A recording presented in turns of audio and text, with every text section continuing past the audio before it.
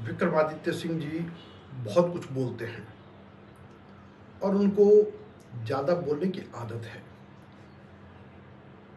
वो एक बात करते हैं फिर उसी बात को उसी सेंटेंस में अपनी ही बात को स्वयं काटते हैं। इसलिए विक्रमादित्य सिंह जी की बातचीत को हम कोई ज़्यादा महत्व देते नहीं।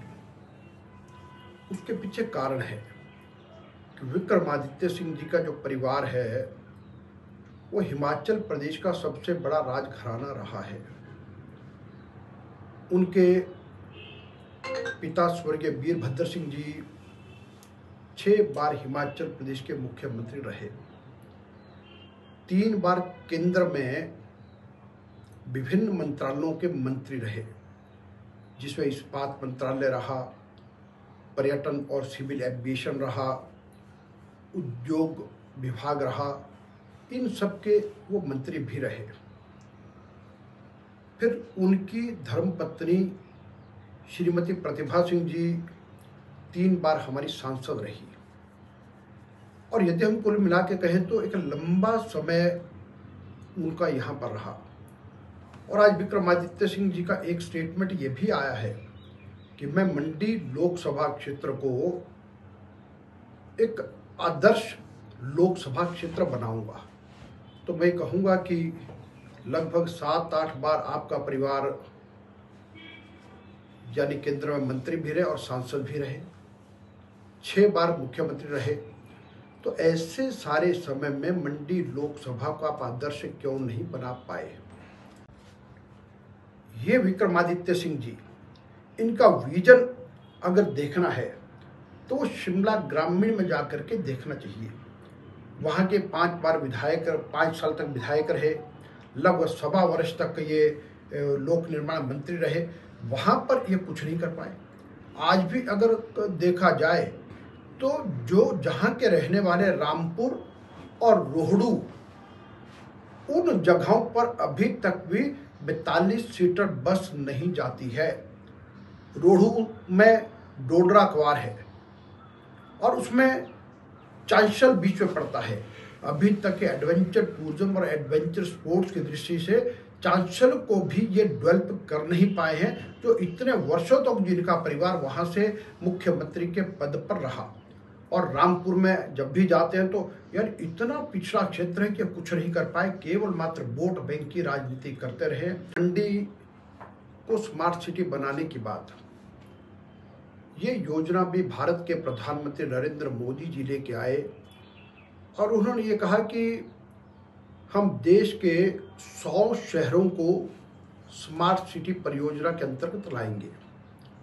और उनका हिमाचल के प्रति विशेष स्नेह और प्रेम में रहा कि उन्होंने हमारी राजधानी शिमला और कांगड़ा जिला, हिमाचल का सबसे बड़ा जिला, उसके डिस्ट्रिक्ट हेडक्वार्टर धर्मशाला को स्मार्ट सिटी में शामिल किया और जिसका लगभग 90% कार्य पूर्ण भी किया गया और जिसमें सैकड़ों करोड़ रुपया खर्च किया गया है।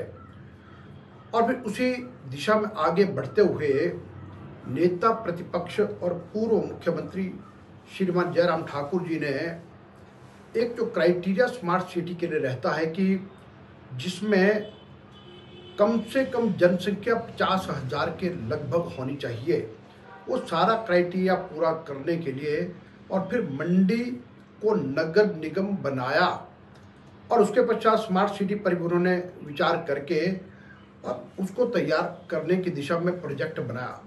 लेकिन उसके साथ यह है कि हिमाचल प्रदेश में कांग्रेस पार्टी की सरकार आई और जिसके कारण से वो सारा प्रोजेक्ट ठंडे बस्ते में डाला है। और अब हम ये कहते हैं कि प्रधानमंत्री तो नरेंद्र मोदी जी को ही बनना है, भारतीय जनता पार्टी की सरकार को ही बनना है।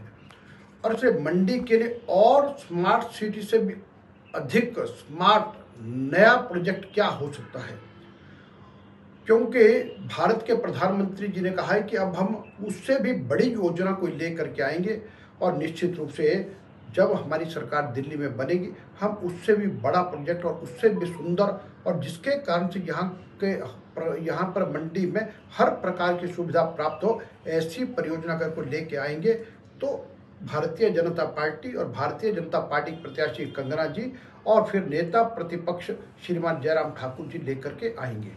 आपदा के समय भी विक्रमादित्य सिंह जी, आपने और आपकी माता वर्तमान सांसद श्रीमती प्रतिभा सिंह जी ने केवल मात्र राजनीति की है। आप अलग घूमते थे, आपकी माता जी आपके साथ चलते थे और साथ में मुख्यमंत्री सुखविंदर सिंह सुक्खू अलग घूमते थे। और फिर आपके भीतर की राजनीति तो ये थी कि जब आप कुल्लू जिला के दौरे पर आए तो कुल्लू के संसदीय सचिव सुंदर सिंह ठाकुर आपके साथ नहीं जाए। जब आप मनाली के दौरे पर आए श्रीमती प्रतिभा सिंह जी और आप, तब वहां के विधायक भुवनेश्वर गौड़ आपके साथ नहीं थे। यानी कांग्रेस इस प्रकार से राजनीति कर रही थी, उसमें आपस में श्रेय लेने की होड़ थी और फिर आपने तो कुछ किया नहीं। और फिर मैं ये भी कहता हूँ, आपका एक प्रश्न मैंने और सुना, आपका ये कहना है कि कंगना जी ने आपदा के समय क्या किया, क्या किसी की मदद को हाथ बढ़ाए?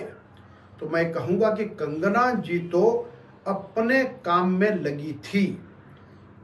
उनका एक अलग क्षेत्र था जो फिल्म जगत का क्षेत्र रहा, लेकिन अरे आप तो हिमाचल प्रदेश के सबसे बड़े राजघराने के राजा हैं, जिनके पास अर्थ की दृष्टि से कोई कमी नहीं। क्या आपने कुछ अपने खजाने से भी किसी की मदद की? तो आप कुछ नहीं कर पाए।